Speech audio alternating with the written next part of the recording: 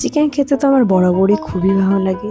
আর চিকেনের নতুন নতুন রেসিপিও ট্রাই করতে ভীষণ ভালো লাগে। আর আজকাল মাঝে মাঝে আমি নতুন নতুন কিছু রেসিপি নিজেও বানিয়ে ট্রাই করি।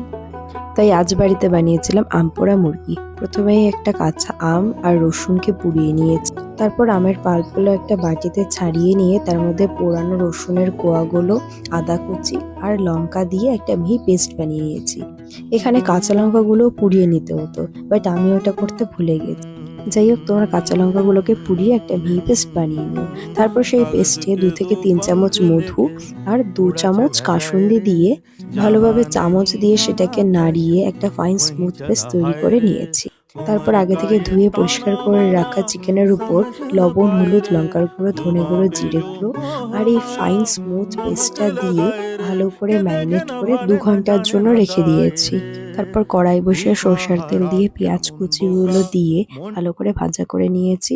তারপর সেই ম্যারিনেট করা চিকেনটাকে সেখানে দিয়ে দিয়েছি। এখানে বেশি রান্না করার দরকার নেই। 10 থেকে 15 মিনিট লো ফ্লেমে চিকেনটাকে ভালো করে কষতে দিয়ে রান্নাটা অলমোস্ট তৈরি হয়ে যাবে। তারপর সামান্য একটু গরম জল দিয়ে মাংসটাকে ফুটিয়ে নিয়ে তাতে কয়েকটা কাঁচা চেরা লঙ্কা আর গরম মশলা দিয়ে নামিয়ে নিলেই তৈরি আমাদের আম পোড়া মুরগি। গরম ভাতে একবার খেয়ে দেখো, দারুণ টেস্ট লাগবে। আম কাসুন্দি আর মধুর এই টক ঝাল মিষ্টি ব্যাপারটাই টেস্টটাকে আরো শতগুণ বাড়িয়ে দেয়। ভিডিওটা ভালো লাগলে অবশ্যই একটা লাইক করে দিও, and please do subscribe my channel.